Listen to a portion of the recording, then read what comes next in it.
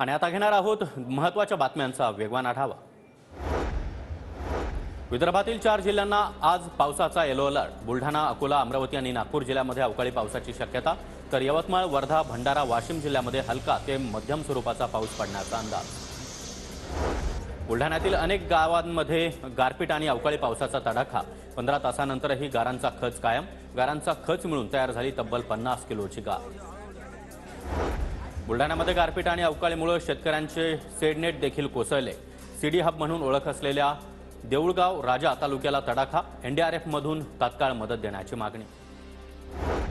नाशिकमध्ये मनमाडसह अनेक भागात अवकाळी पावसाचा तडाखा। काढणीला आलेला गहू आणि हरभरा देखील भुईसपाट। कांदा पिकाला देखील मोठा फटका। शेतकरी पुन्हा एकदा संकटात। बुलढाण्याच्या सिंदखेड राजा तालुक्यामध्ये अवकाळी पावसाचा मोठा फटका। आमदार डॉक्टर राजेंद्र शिंगणे यांच्याकडून नुकसानग्रस्त भागाची पाहणी, तर नुकसान भरपाई तातडीने मिळवून देण्याचं शेतकऱ्यांना आश्वासन। भंडाऱ्याच्या लाखनीतील मरेगावमध्ये रानडुकरांमुळे मक्याच्या पिकाचं मोठं नुकसान। मक्याचं पीक जमीनदोस्त झाल्यानं शेतकऱ्यांकडून नुकसान भरपाईची मागणी। शिंदे गटाचे खासदार हेमंत गोडसे पुन्हा एकदा ठाकरे गटाच्या संपर्कात। हेमंत गोडसे अनेक दिवसांपासून मिलिंद नार्वेकरांना भेटत आहेत। गोडसे यांच्याकडून नार्वेकरांमार्फत ठाकरे गटामध्ये पुन्हा एकदा एंट्री करण्याचा प्रयत्न। ठाकरे गटाचे नेते सुधाकर बडगुजर यांचा मोठा दावा। देवेंद्र फडणवीसांनी मराठा समाजासाठी काय केलं हे सांगणारी जाहिरात भाजपकडून वृत्तपत्रांमध्ये प्रसिद्ध। जरांगे यांच्या आरोपानंतर भाजपचे कार्यकर्ते राजेंद्र साबळे यांच्याकडून संभाजीनगर, बीड आणि जालन्यातील वृत्तपत्रांमध्ये जाहिरात प्रसिद्ध। शरद पवार यांच्या सभेनंतर अजित पवारांची मंचरमध्ये सभा। वळसे यांच्या मतदारसंघामध्ये पवारांची सभा झाल्यानंतर आता अजित पवार 4 मार्चला उत्तर सभा घेणार। पुणे लोकसभेसाठी भाजप ऍक्टिव्ह मोडवर। पुण्यामध्ये आज भाजप बूथ प्रमुख कार्यकर्ता संमेलन।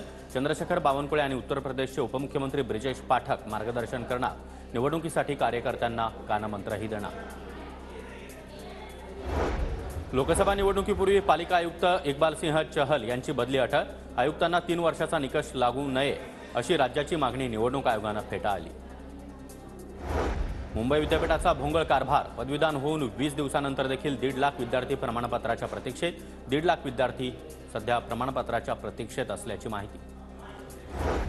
नाशिकच्या देवळा तालुक्यामध्ये पाणी टंचाईच्या झळा। 29 वाड्या वस्त्यांवर टँकरनं पाणी पुरवठा सुरू।